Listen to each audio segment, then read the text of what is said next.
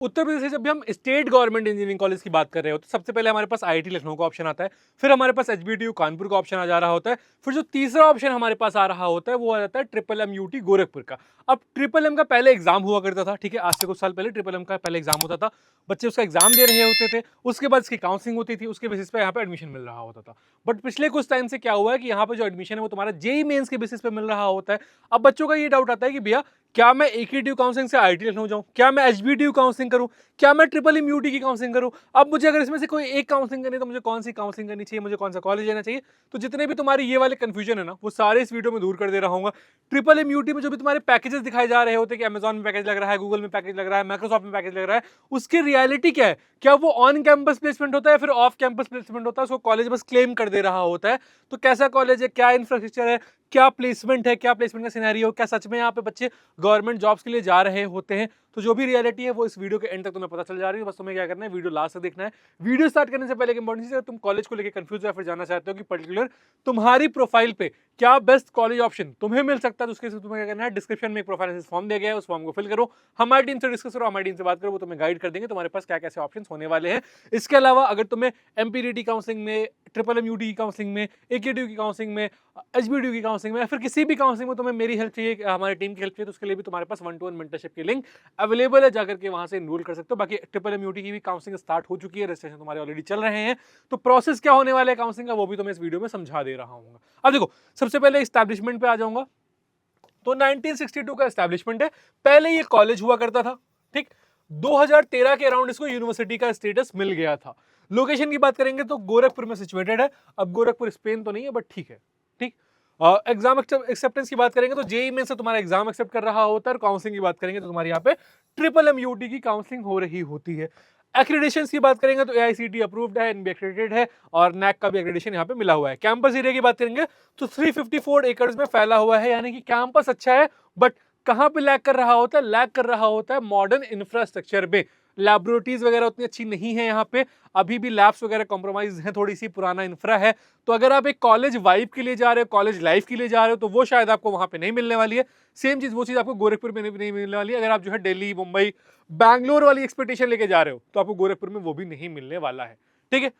Seat matrix की बात करेंगे तो सिविल इंजीनियरिंग में 120 सीट्स हैं, ठीक है। अब यहाँ पे टोटल सीट्स मैं बता देता हूँ तुम्हें, मतलब ठीक है, यहाँ पे इनटेक इन फर्स्ट ईयर है, ट्यूशन फी वेवियर सीट्स है, total seat for UP student है, और total seat for other state candidate है। अब टोटल सीट्स पे आ जाएंगे हम, तो 138 सीट्स तुम्हारी सिविल इंजीनियरिंग के लिए है। इलेक्ट्रिकल के लिए तुम्हारे पास यहाँ पे 138 सीट्स है, मैकेनिकल के लिए 138 सीट्स है, ईसी के लिए 207 सीट्स है। इसके बाद तुम्हारे पास यहाँ पे 69 सीट्स ईसी आईओटी के लिए हैं, 292 सीट्स तुम्हारी सिर्फ और सिर्फ सीएससी की लिए हैं। इसके अलावा तुम्हारे पास केमिकल की बात करूंगा तो 69 सीट्स हैं, और आईटी की बात करूंगा तो 138 सीट्स है, और टोटल नंबर ऑफ सीट्स की बात करूंगा तो 1189 सीट्स है, यानी कि हमारे पास ऑलमोस्ट 1200 बच्चे यहाँ पे एक साथ पढ़ाई कर रहे होंगे। अब यहाँ पे अगर मैं अदर स्टेट वाले बच्चों की बात करूंगा तो अदर स्टेट वाले बच्चों के लिए सिर्फ और सिर्फ 103 सीट है। तो अगर आप अदर स्टेट से बिलोंग कर रहे हो, आपकी रैंक 2 लाख तक है, तो मैं बोलूंगा ट्रिपल एम यूटी देख सकते हो। बट अगर 2 लाख से ज्यादा रैंक आ रही है तो मैं बोलूंगा भैया कुछ और ऑप्शन देखो, एकेटीयू में जाओ, एमपीटीटी वगैरह में जाओ, ट्रिपल एम यूटी में अपना पैसा मत खराब करो, क्योंकि बहुत अच्छे ऑप्शन तुम्हें यहाँ पे नहीं मिलने वाले हैं अगर तुम 2-2.5-3 लाख रैंक से ज्यादा लेके आ रहे हो और तुम ट्रिपल एम यूटी में एडमिशन चाह रहे हो तो, ठीक है। फीस की बात करूंगा, ये सारा तुम्हारा फीस का समअप है, ये तुम्हें व्हाट्सएप चैनल पे मिल जा रहा है, व्हाट्सएप में जाके देख लेना। मैं तुम्हें फाइनल बता देता हूँ कितनी फीस लग रही होगी। अगर तुम हॉस्टलर हो तो 1,35,000, अगर तुम डे स्कॉलर हो तो 1,37,500 लग रही होगी। सेकंड ईयर के लिए 1,27,000, 1,27,000, 1,27,000, और यहाँ पे 1,29,500, यानी कि 1,30,000 के अराउंड लग रहा होगा। इसके अलावा जो हॉस्टलर है उनकी हॉस्टल फीस अलग से लगेगी, और ट्यूशन फी मतलब मेस वगैरह की जो फीस है वो अलग से लग रही होगी। तो जो बच्चे डे स्कॉलर है उनकी जो टोटल फीस लग रही होगी वो 1.3 इंटू 4 कर लो, ठीक है, यानी कि ऑलमोस्ट 5.2 के अराउंड तुम्हारी फीस लग रही होगी, ठीक। कि मतलब 5 से 6 लाख का इन्वेस्टमेंट तुम्हारा आने वाला है अगर तुम डे स्कॉलर हो। और अगर तुम जो है हॉस्टलर हो तो तुम्हारी जो फीस है वो भी 5 के अराउंड लग रही होगी, और तुम्हारा जो हॉस्टल की फीस है वो अराउंड कितनी लग जा रही होती है। देखो, हॉस्टल चार्जेस तुम्हारे यहाँ पे 29,000 first semester, 24,000 third semester, fifth semester 24,000, 24,000 यहाँ पे लगता है। मेस एडवांस ये 20 से 30,000 का अमाउंट लग रहा होता है।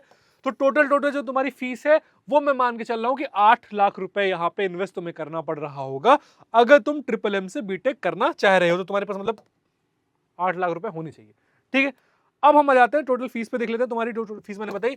अब यहाँ पे जो तुम्हारी फीस है वो 5+3 लग रही होगी, तो टोटल फीस तुम्हारी इंक्लूडिंग हॉस्टल 8 लाख के अराउंड तुम्हारी टोटल इन्वेस्टमेंट यहाँ पे आ जा रही होगी। तो 8 लाख के अराउंड तुम्हारी यहाँ पे टोटल इन्वेस्टमेंट आ रही है।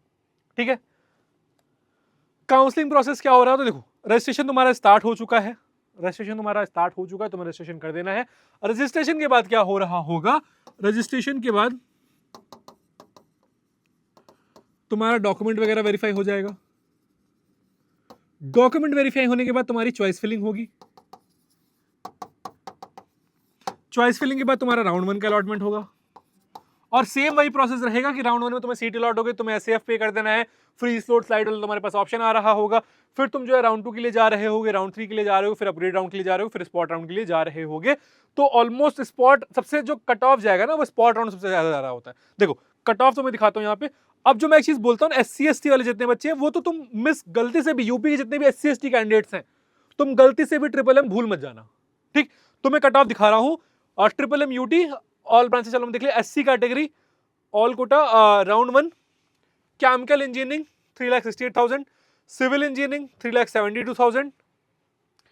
ठीक है, अब देखो कंप्यूटर साइंस इंजीनियरिंग, जो कि तुम्हें कंप्यूटर साइंस इंजीनियरिंग बच्चों को जनरल कैटेगरी में 50-60 हजार तक मिलना भी मुश्किल है। तुम्हारे पास यहाँ पे कंप्यूटर साइंस इंजीनियरिंग का 2,24,000 तक तुम्हारे पास यहाँ पे ऑप्शन बन जा रहा है। तो अगर तुम SC कैटेगरी से बिलोंग करो, ST कैटेगरी से बिलोंग करो, तुम्हारे पास यहाँ पे ऑप्शन हमेशा रहने वाला है।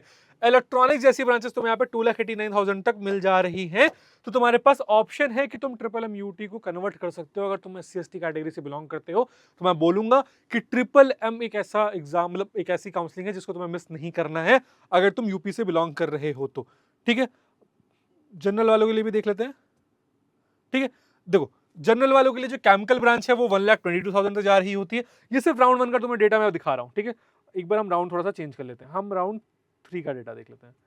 ठीक है, क्योंकि काफी सारे इंटरनल स्लाइडिंग वगैरह के राउंड भी हो रहे होते हैं, तो बट ठीक है, वो इंटरनल स्लाइडिंग में तुम्हारा क्या होता है कि ब्रांच अपग्रेड हो जाती है। सपोज फॉर एग्जांपल तुम्हें केमिकल मिली हुई है, बट सिविल में सीट खाली, तुमने सिविल उसके पहले फिल करी हुई है, तो वहां पे तुम्हें सिविल अलॉट हो जाएगी। इसीलिए बहुत इंपॉर्टेंट है कि चॉइस फिलिंग का जो तुम अपना प्रेफरेंस बना रहे होगे वो बहुत इंपॉर्टेंट है, क्योंकि तुमने अगर चॉइस फिलिंग में गलती कर दी, तुम्हें जो एक अच्छी ब्रांच मिल सकती थी वो तुम्हें नहीं मिल पा रही होगी।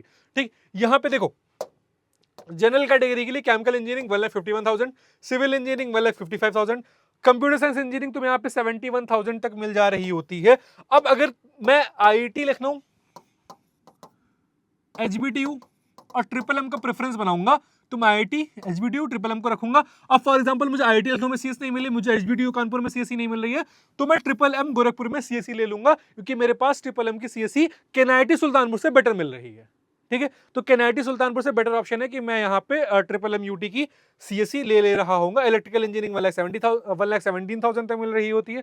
ठीक है, इलेक्ट्रॉनिक्स कम्युनिकेशन 96, और इंफॉर्मेशन टेक्नोलॉजी तुम्हारी यहाँ पे देखो इलेक्ट्रॉनिक्स कम्युनिकेशन 1,04,000 तक मिल जा रही होती है, और IT जैसी ब्रांचेस तुम्हें यहाँ पे 87,000 की रैंक तक मिल जा रहे होते हैं, और वहीं पे मैकेनिकल तुम्हें 137 था। और ये जो डेटा है वो स्पॉट राउंड में और ज्यादा इंक्रीज हो जा रहा होता है।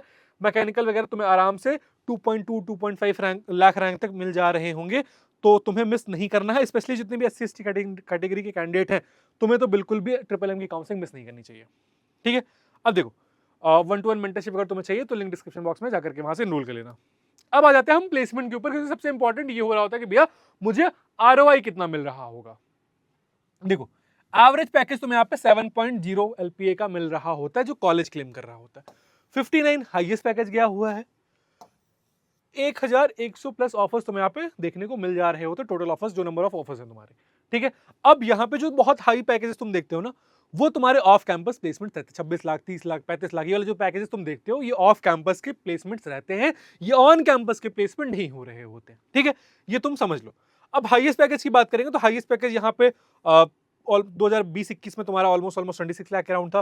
फिर तुम्हारा 50 लाख के राउंड गया है, 50 से थोड़ा सा ज्यादा गया, 52 53 के राउंड गया हुआ है, 42 के राउंड गया हुआ है। फिर अभी यहाँ पे तुम्हारा 59 LPA के राउंड यहाँ पे तुम्हारा पैकेज गया हुआ है।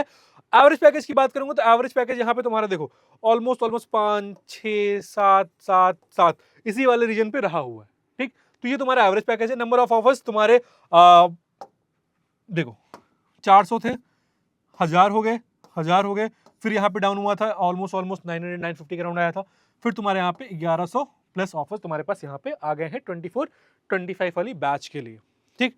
अब मेन चीज यहाँ पे देखो, जो इंपॉर्टेंट चीज है, जो मैं ट्रिपल एम यूटी के लिए बोलता हूँ कि यार ठीक है, अगर तुम्हें गवर्नमेंट जॉब करनी है, ठीक है, या फिर तुम्हें गवर्नमेंट एग्जाम की प्रिपरेशन करनी है, तो तुम ट्रिपल एम यूटी को अपना ऑप्शन रख सकते हो। उसका रीजन सिंपल सा ये है, रीजन देखो, भेल जैसी कंपनीज, बीएल, बेल, ठीक, भारत इलेक्ट्रॉनिक्स लिमिटेड, 33 स्टूडेंट को यहाँ पे 12.5 के पैकेज पे लेके गई हुई है, ठीक है। तो ये इसके तुम्हारे पास 17 student have secured full time placement at IBM, ठीक है।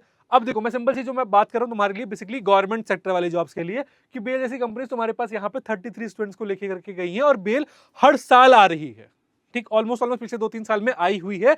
अब 10 बच्चे, 15 बच्चे, 20 बच्चे लेके जा रही है, ठीक। और ये मैंने इनके कॉलेज से वेरीफाई भी कर लिया है कि डेटा सही है, कॉलेज के बच्चों से वेरीफाई कर लिया कि डेटा सही है, ठीक है। तो यहाँ पे सिंपल सी चीज है कि अगर तुम एनपीसीएल है, ठीक, एनपीसीएल भी 10 बच्चों को लेके जा रही है फुल टाइम ऑफर्स पे, ठीक, 8-9 का एवरेज पैकेज दे रही होती है, ठीक है। तो तुम्हारे पास यहाँ पे गवर्नमेंट की अपॉर्चुनिटी होती है। प्लस कुछ मेरे मेंटर्ड बच्चे हैं जो यहाँ पे जो ऑलरेडी गवर्नमेंट एग्जाम की प्रिपरेशन कर रहे हैं, यहाँ पे गवर्नमेंट एग्जाम की क्लासेस वगैरह भी चल रही होती हैं, और बहुत सारे यहाँ पे जो एलुमनाइज हैं वो इस टाइम पे आईएएस ऑफिसर्स हैं, आईएपीएस ऑफिसर्स हैं, बहुत बड़ी बड़ी पोजीशंस पे हैं गवर्नमेंट सेक्टर्स के अंदर। तो तुम्हारे पास उसका एक बेनिफिट तुम्हारे कॉलेज को मिल रहा होता है कि ठीक है यार, ट्रिपल एम यूटी का अपना एक ब्रांड वैल्यू है, अपना एक नाम है। अगर मैं गवर्नमेंट सेक्टर में बात कर रहा हूँ, तो अगर तुम गवर्नमेंट जॉब को एम कर रहे हो, तुम्हें ट्रिपल एम यूटी मिल रहा है, तो तुम इसको ऑप्ट कर सकते हो, ठीक है। इसके बाद यहाँ पे CSE BTech final has place SD1 at Amazon 45 lakhs। इनकी बता दें, टोरेंट गैस 15 स्टूडेंट यहाँ पे लेके करके गई हुई है, 26 स्टूडेंट कॉग्निजेंट में गए हुए हैं, 15 स्टूडेंट हमिंग वेव टेक्नोलॉजीज में गए हुए हैं 15 लाख के पैकेज पे। आर्यदीप आईटी 59 LPA, ये तुम्हारा ऑफ कैंपस प्लेसमेंट है, ये तुम्हारा Amazon ऑफ कैंपस प्लेसमेंट है, ठीक है। 17 स्टूडेंट हो गए, 12 student secured full time offers at Jubilant food, ठीक है। 10 स्टूडेंट आदित्य बिरला कैंपस में आ रही होती है। और एक कंपनी और इनके पास आई थी जो कैंपस में आई थी, वो आई थी मिंत्रा, ठीक है। मिंत्रा इनके पास कैंपस में आई थी इंटर्नशिप के लिए, ठीक।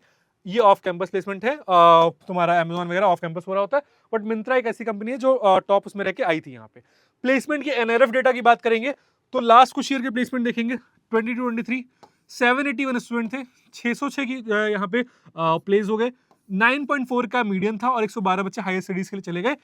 तो मतलब यहाँ पे बच्चे गवर्नमेंट सेक्टर वगैरह की जॉब के लिए या फिर आगे चल के एमटेक करने के लिए जा रहे होते हैं। 792, 574, 151, 13.5 का यहाँ पे इन्होंने मीडियन क्लेम किया हुआ था। बट ये डेटा अब मैं बताता हूँ किस तरीके से गलत है।